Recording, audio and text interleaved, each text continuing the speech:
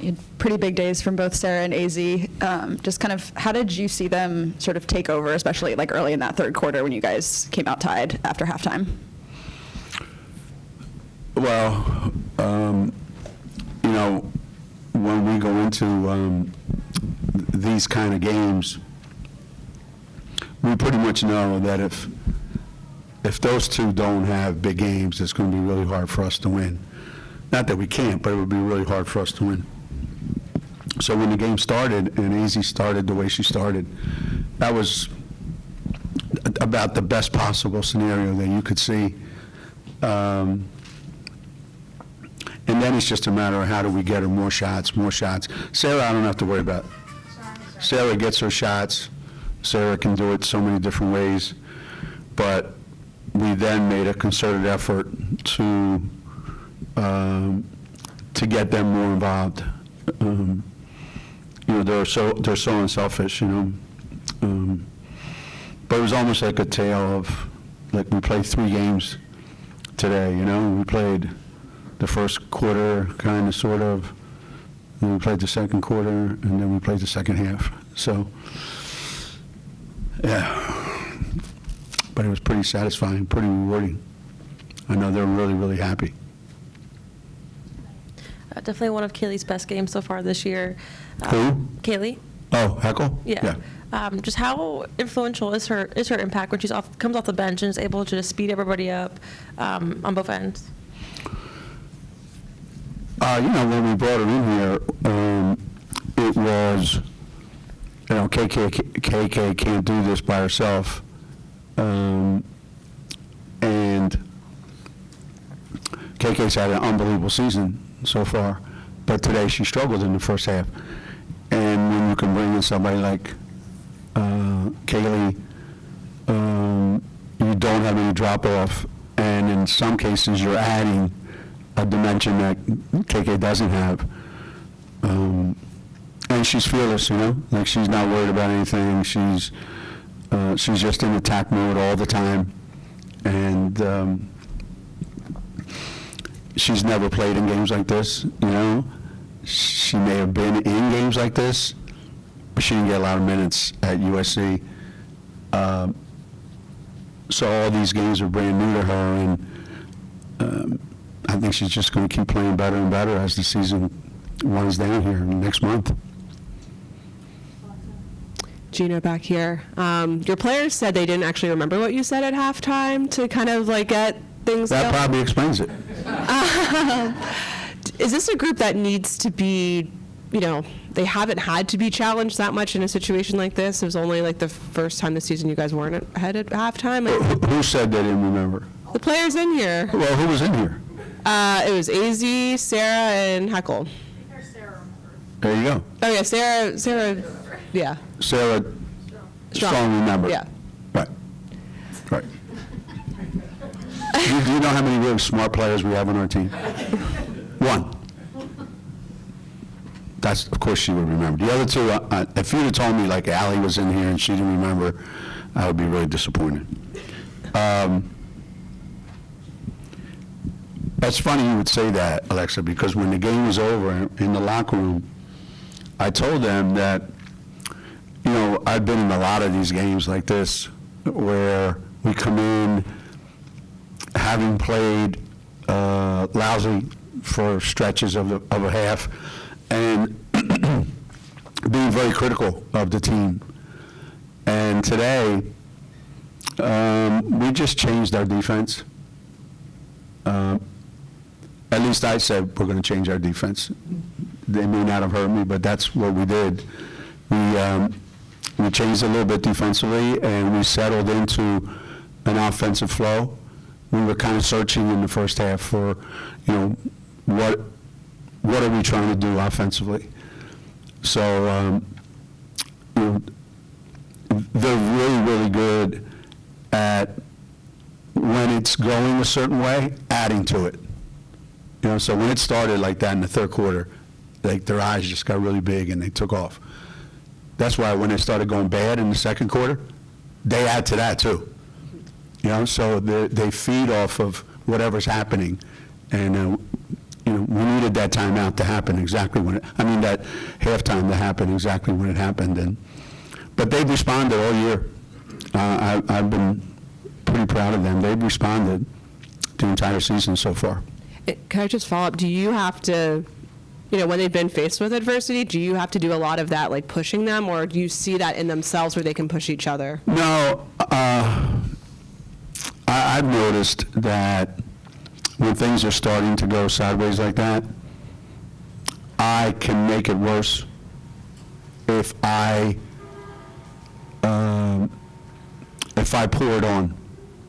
Like, they're already frustrated with how it's going, and if I pour it on, they just get worse and worse and worse. So I've got to take a completely different tact. There are times when it's going great and I don't like how it's going that I can really get after them.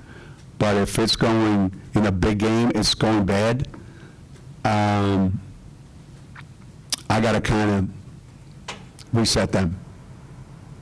And that's what was happening. We were playing so fast and so out of control. I hadn't seen that this year, and we played some really good teams.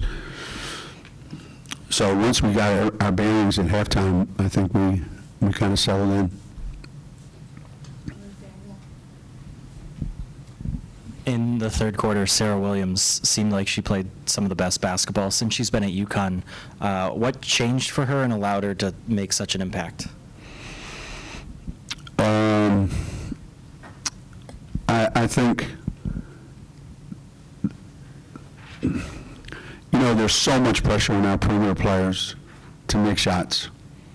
And their big guys were killing us in the lane. So there's no way that we can keep playing and be successful unless we get some production in the lane to take some of the pressure off our guards. So we just kept talking about being more aggressive, and offensively we had better movement, so they were chasing us everywhere we were going, and it left her, opportunities to play some one-on-one. And she capitalized on it. She capitalized on it. So I don't think she had a great first half, but I thought she was great in the second half. Yeah, it seemed like AZ was very disappointed in the way she played last year against Tennessee. That's what she said yesterday. And then today, she not only came out and scored a ton of points and got them started, but also had 7 rebounds, had 7 assists. Can you talk a little bit about how she kind of played a complete game this against Tennessee? I don't know. She had 2 turnovers.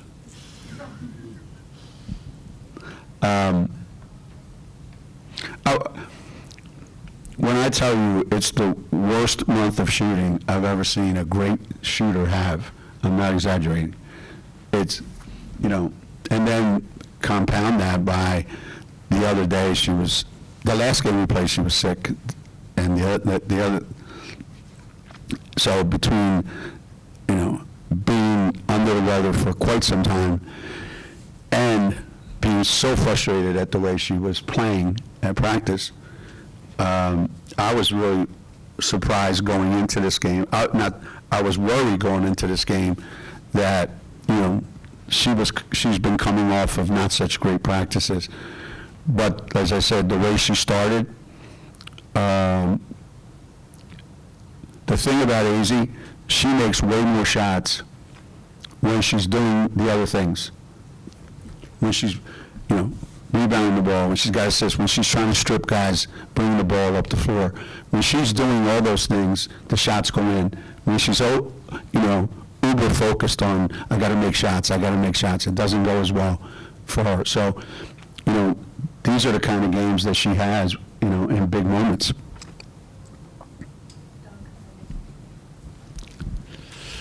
Geno, 2-part question. The first one, it's the biggest margin of victory in the history of this series. Does it mean less or same to you since this isn't what it used to be years ago? And the second part is, how big is it having a game like this where you were struggling for a bit and then had to sort of refocus to put it where it ended up, knowing that, no offense to the conference, but you haven't seen too many of these with what you have left in the regular season? Yeah, I don't know a lot of the, I know a few of the scores of these games from previous years, but I didn't know that this was the biggest one. But you don't go into these games thinking, yeah, this is going to be, one of those 30-point games. You certainly don't do that. And I think had it been a 30-point lead at halftime, I would have been really, really disappointed, because you play these games to be really tested, to find out a little bit about what your team is made of, So not that you want to give it away like we did, but it's good that you have to kind of regroup and find yourself and come out. So I think in that respect, it served its purpose for why you play these games, for sure. Geno, I wanted to ask about Izzy, also following up on that. Not only did she make a lot of shots, but she showed some toughness, to come off that game against Xavier and in a game like this against Tennessee, and it's tied at halftime. She showed a lot of toughness too. Is that something that you knew about her already? That she's a tough kid, in addition to being a great shooter? Yeah. I mean, AZ can fool you easily because her demeanor is always the same, whether she's playing great or she's playing lousy. I don't see her getting pissed off enough, and I don't even know if she's capable of it. At least showing it. So she might be, So she might be bothered. She might be, kind of unhappy with herself or frustrated, but.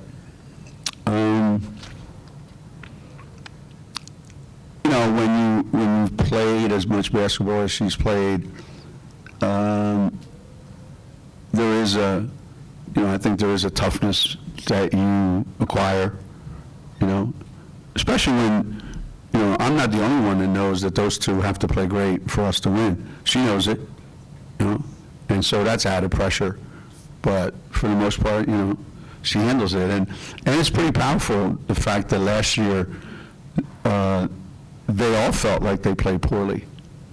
So going into today's game, there was a sense of we've got a job to do. We've got a game to play that means a lot more to us than just a regular season game. Because we talked about USC, Notre Dame, and Tennessee. So I think that was a big part of their thinking.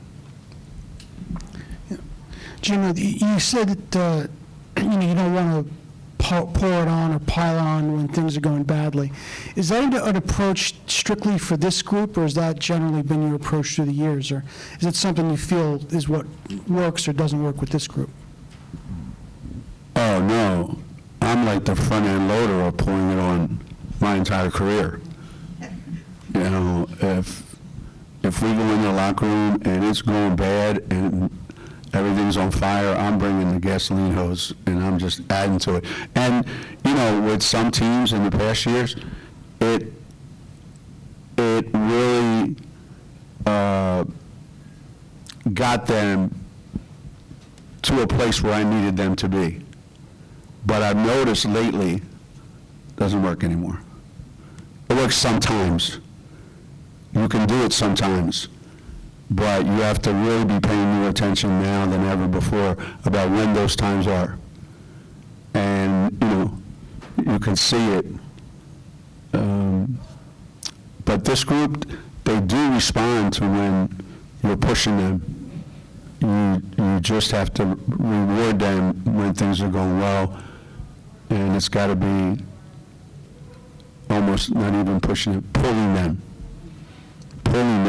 out of their funk, instead of standing behind them and whipping them out of their funk. So how did you know today was the day? I think whenever you start playing out of your comfort zone, that means mentally you're going. Like there's something going on mentally, and we lost it. We lost our composure. We lost our identity offensively. We lost our defensive integrity, you know. And so that means mentally there was some, you know, issues that they were dealing with individually and as a team. We made so many mistakes that first half, offensively and defensively. So the more I pour it on, their mind gets even more cluttered now with negative stuff, and they can't see they can't see their way out of it. So I think today I thought, you know, I think we just needed some reassurance. And you know, we're going to change our defense. We're going to do things this way, and we'll live with whatever happens. And I even asked them. You know, I asked them at one point, and even before the game, I said, "Which way do you guys think we should go with this?" You know,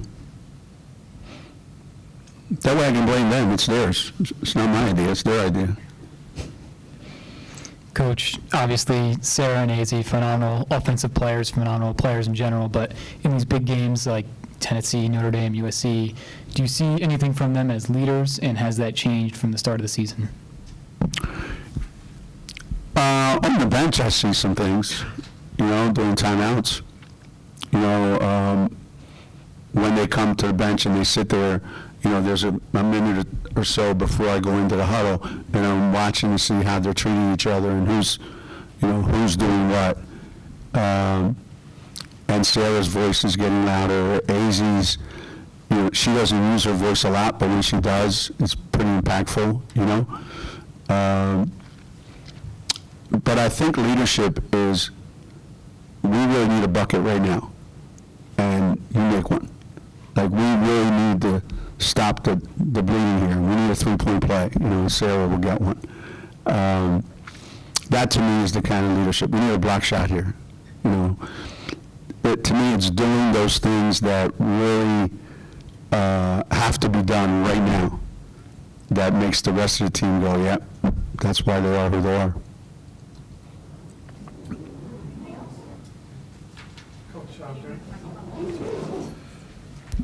Coach, during the game, CD was saying something to Sarah Williams, and it looked like it was, you know, something kind of, you know, maybe challenging in a certain way. Do you know what was said during that conversation or that interaction? Whatever she said, it worked. I thought the first half, defensively, we were doing things that were helping Tennessee score. You know, it's hard enough to guard people when they're really, really good, but when they're really, really good and you're helping them score. And so we weren't able to protect the basket. We weren't able to protect the basket. The one that you're talking about, I think, where Sarah was working so hard to get a post up, she ended up out of bounds. And I thought, you know, if they didn't call a foul there, even if she catches it, they're going to say you're out of bounds. And I think what CD was saying, if I remember, if that's the play, is once you get to your comfort spot where you stop, then you don't have to keep pushing the kid out of bounds. So I think there's always something that you can say. You'll see Jamel having a conversation with some of the guys, or Tanya, the same thing, Morgan. You know, everybody has a way of reaching our players, and it's not the same voice all the time.